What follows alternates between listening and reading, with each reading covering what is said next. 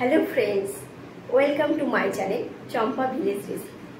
আশা করছি আমার পুরো ইউটিউব ফ্যামিলি আপনারা সবাই ভালো আছেন, আমরাও সবাই ভালো আছি। আপনাদের জন্য আজকে একটি মজাদার রেসিপি নিয়ে চলে এসেছি। আমার এই রেসিপিটি ভালো লাগলে অবশ্যই চ্যানেলটিকে সাবস্ক্রাইব করবেন এবং পাশে থাকা বেল আইকনটিকে প্রেস করে রাখবেন, যাতে কোনো নতুন ভিডিও আপলোড করলে নোটিফিকেশানটি সবার আগে আপনার কাছে পৌঁছে যায়। এবং একটি লাইক ও কমেন্ট অবশ্যই করবেন। তাহলে আসুন রেসিপিটি শুরু করি। এখানে আমি নিয়ে নিয়েছি একটু লাল শাক বা লাল নোটে শাক। এই লাল নোটে শাকেরই একটি খুব মুখরোচক সুন্দর একটি রেসিপি শেয়ার করব। কেউ স্কিপ করবেন না, সঙ্গে থাকুন, পুরো ভিডিওটি অবশ্যই দেখুন। লাল শাকের অনেক উপকারিতা রয়েছে, আমরা প্রত্যেকেই জানি। ভীষণ উপকারী একটি শাক।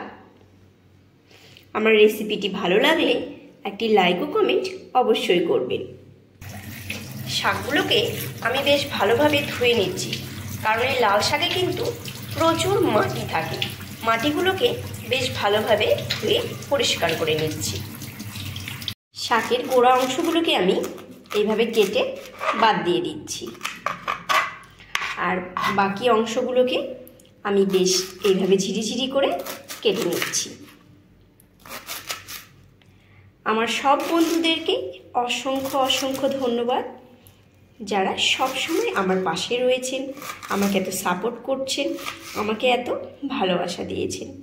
যারা প্রথম দেখছেন আমার ভিডিও, তাদেরকে আমি বিশেষভাবে অনুরোধ করছি আমার চ্যানেলটিকে সাবস্ক্রাইব করে পাশে থাকা বেল আইকনটিকে প্রেস করে আমার পাশে থাকবেন।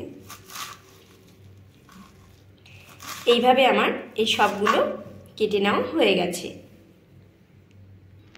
এখানে আমি নিয়ে নিয়েছি দুটো কাঁচা লঙ্কা আর কয়েকটি রসুন।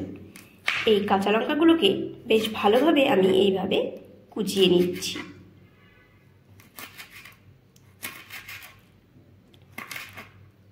একদমই একটু অন্য স্বাদের রেসিপি, অনেকেই না খেয়েও থাকতে পারেন। এবার আমি এই রসুনগুলোকেও একটু ভালোভাবে কুচিয়ে নেব, বা কেউ চাইলে গ্রেট করেও নিতে পারে। এই রেসিপিটির জন্য গ্রেট করে দিলেও কোনো অসুবিধে নেই।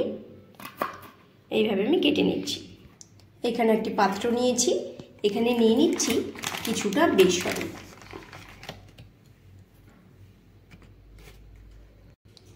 এইবার এখানে আমি দিয়ে নিচ্ছি একটু কাশ্মীরি লঙ্কার গুঁড়ো, আর দিয়ে নেব আমি একটু হলুদ গুঁড়ো, আর দিয়ে নিচ্ছি একটুখানি নুন,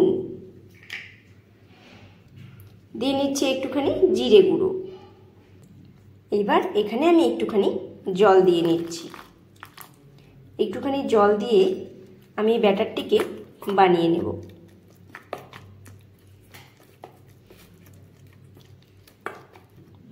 আর একটুখানি আমি জল দিয়ে নেব।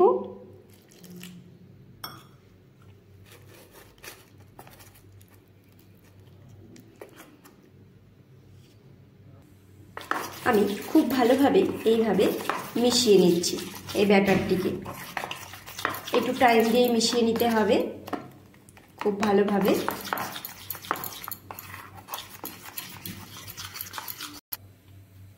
এখানে আমি দিয়ে নিচ্ছি রসুন, কুচিয়ে রাখা রসুন ও লঙ্কাগুলোকে আমি দিয়ে নিলাম। এবার আমি দিয়ে নিচ্ছি এই কুচিয়ে রাখা শাকগুলোকে। দুর্দান্ত লাগে কিন্তু এই লাল শাকের এইভাবে বড়া বানালে, বড়া বা পকোড়া যেটি বলবেন।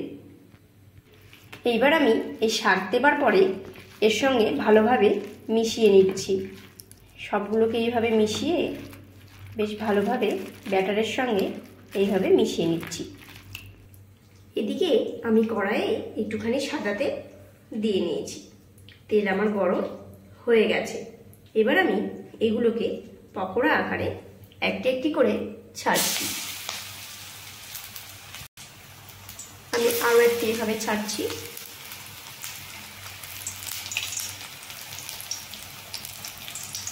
আরও একটি এভাবে ছাড়ছি। এইবার আস্তে করে আমি একটি একটি করে এগুলোকে উল্টে নেব।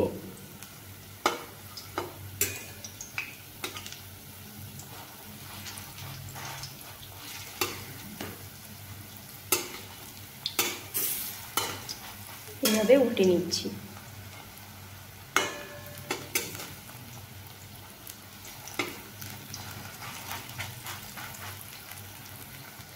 একদমই লো ফ্লেমে এইভাবে চেপে আমি উল্টে ভেজে নিচ্ছি, যাতে এগুলো ভেতরে কোনো কাঁচা ভাব না থাকে। এবার আমি মিডিয়াম হিটে আরও কয়েক সেকেন্ড একটু লাল লাল করে ভেজে নিচ্ছি।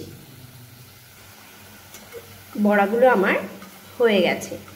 এবার আমি এগুলোকে তুলে নিচ্ছি। আমার লাল শাকের এই পকোড়া রেসিপিটি রেডি টু সার্ভ। খেতে কিন্তু বেশ ভালো লাগে। কেউ যদি কখনো না খেয়ে থাকেন, একবার হলেও ট্রাই করবেন। সবাই ভালো থাকবেন, সুস্থ থাকবেন, আনন্দে থাকবেন।